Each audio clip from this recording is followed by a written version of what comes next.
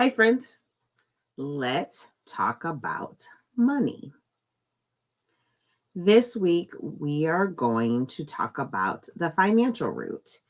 It is my third root in my six root series, and it is often very touchy. I don't know that there's any of these spaces um, that aren't touchy, but finances are very personal. And we've always just had this idea of shame around talking about them. So today we are going to talk about finances without shame. If finances bring anxiety for you, take a breath. You're not alone. I don't know that there's anyone that currently that probably is in your circle that is not anxious about finances, whether it's the job market, a career change, what your future holds. Finances will always leave us in a space of anxiety, but we would like to have some control about our finances. And we're really looking for financial peace and stability. And a lot of times, our security is wrapped up in what our finances look like. Many women, mostly women, avoid financial conversations because of fear, overwhelm, shame, and we like avoiding things that don't bring us peace. But I have to tell you from experience that being aware of what you're bringing in, what's going out, excuse me, and um, where you can fix the holes and make corrections really does bring awareness, and that alone will bring you peace. I do feel like the very first time that you start working on your finances, if you hadn't been before, brings such anxiety and overwhelm. And my encouragement to you would be to start very small. Give yourself grace, be forgiving about the choices that you made, whether you knew better or not, and move forward from there. As we're talking about the seeds for this pillar, we're going to talk about grounding first. Also, just a reminder, our seeds are the parts of the process of what we use in order to get to a space of clarity. So, always I encourage that you try to be in a space of peace, in a comfortable space when you're ready to talk about your finances. Don't do it in the midst of being overwhelmed by something else, and be in a good mindset, especially if you have to bring another person, your husband, partner, another financial advisor into the space. You want to make sure that you're calm going in because it's going to create its own anxiety by itself. When my husband and I sit down to talk about bills and finances and what the future looks like, we definitely do a check-in to make sure that we're both ready to have the conversation, where we are mentally and emotionally, and we go from there. The next space is clarity. And again, clarity comes with awareness. You can't be clear about what happens next if you don't know what's coming in, if you don't know what's going out, and there's no way to work towards your future if you aren't aware of where the holes are, where your shortcomings are, where you can move things about. Empowerment is going to restore agency over your finances. You do have complete control. Whether or not that control is something as small as your spending, whether or not the control comes from getting a second job, moving savings from one space to the next, changing some investments around. Empowerment restores your agency and your control over your finances. And that's another thing that we'll be working towards. Actions. Again, start small. When we first started on our financial journey to get some clarity and to have more peace, I started with just 2 months of tracking. I didn't try to make any corrections. I didn't try to earn any extra money. I really did just try to figure out what was coming in and what was going out. And once I figured that out, then we moved on to categorizing that and then working towards the next step. Wellness reminds us that stress and money can be connected. There's a lot of times that your mental and emotional health kind of revolve around what your bank account looks like, what your savings account looks like, what your spending habits look like. There are a lot of people who spend money when they're stressed. They have emotional spending. There are some people that hold on to everything based on their emotions. So the wellness portion of it reminds us that stress and money are connected, and we really want to be healthy in both spaces. And connection reduces your isolation. It's really hard to walk through a tough season alone if you have made some poor financial choices, if you are in a place where you just have less and you're not really sure how to go about getting more, or just kind of creating the wealth that you want.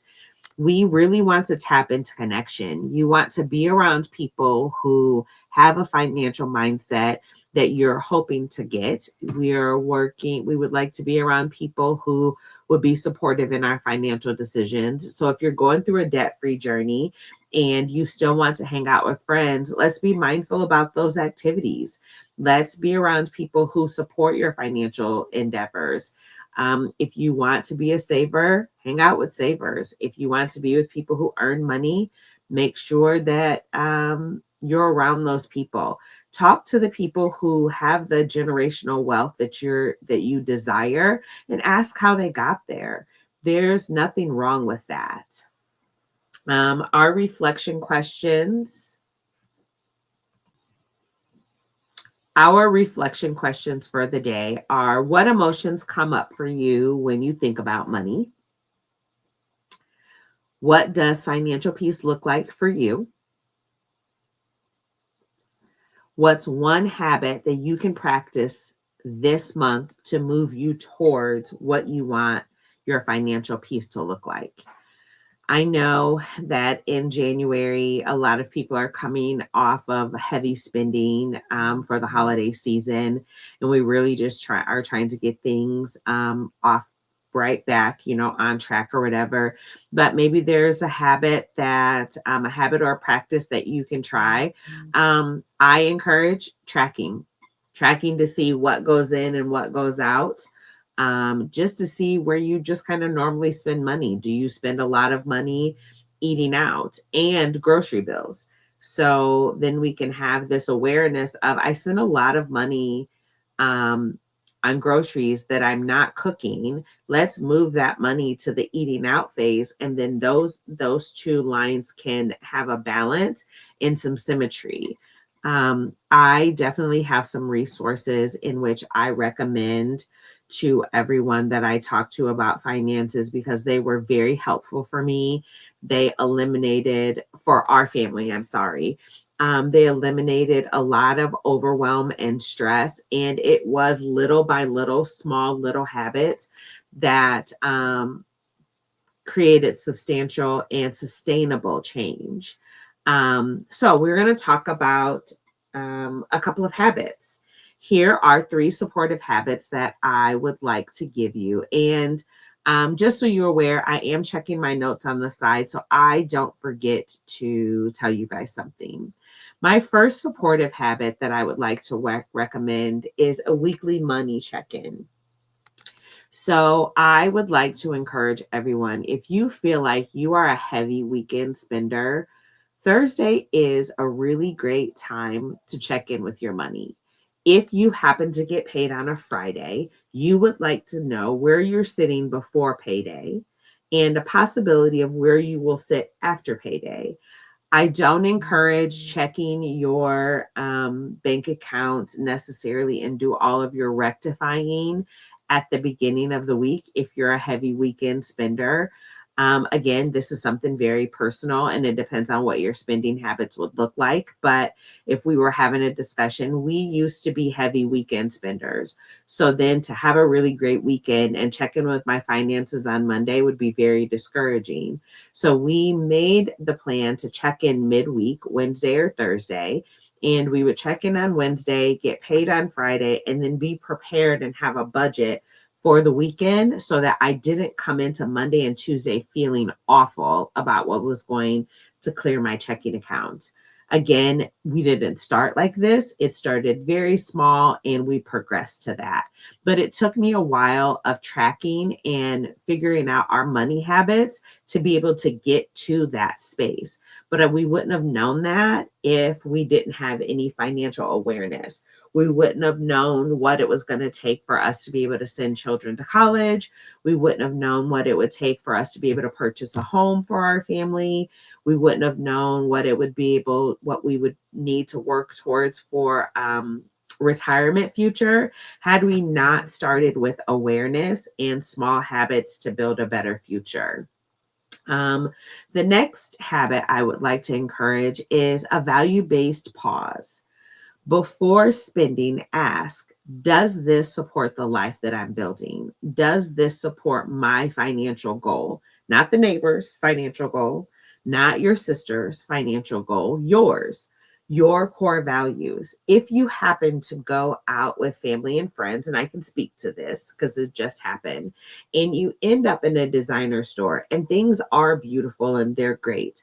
But if buying designer doesn't line up with first your core value of where you would like to put your money, second, the financial future that you're building, not that you can't have designer in a couple of months, in a couple of years, but now does that support where you're going?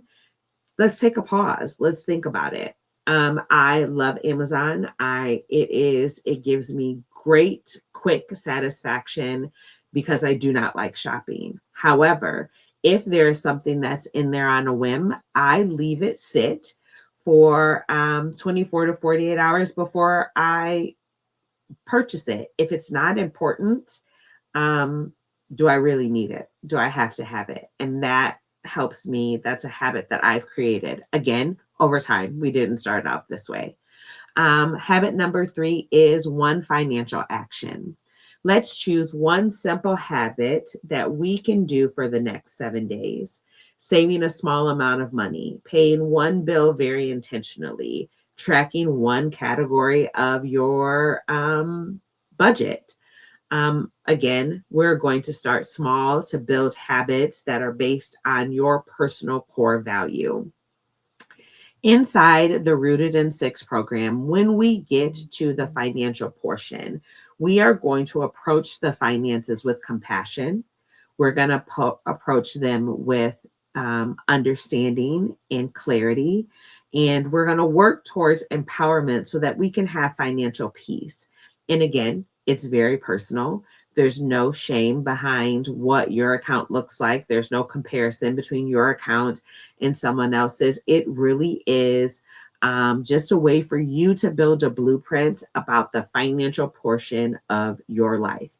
I look forward to seeing you in our Rooted in Six program.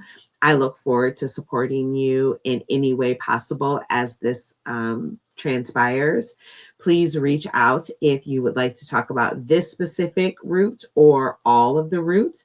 And don't forget to join my Facebook group. Continue to follow along here on YouTube and on my social media page.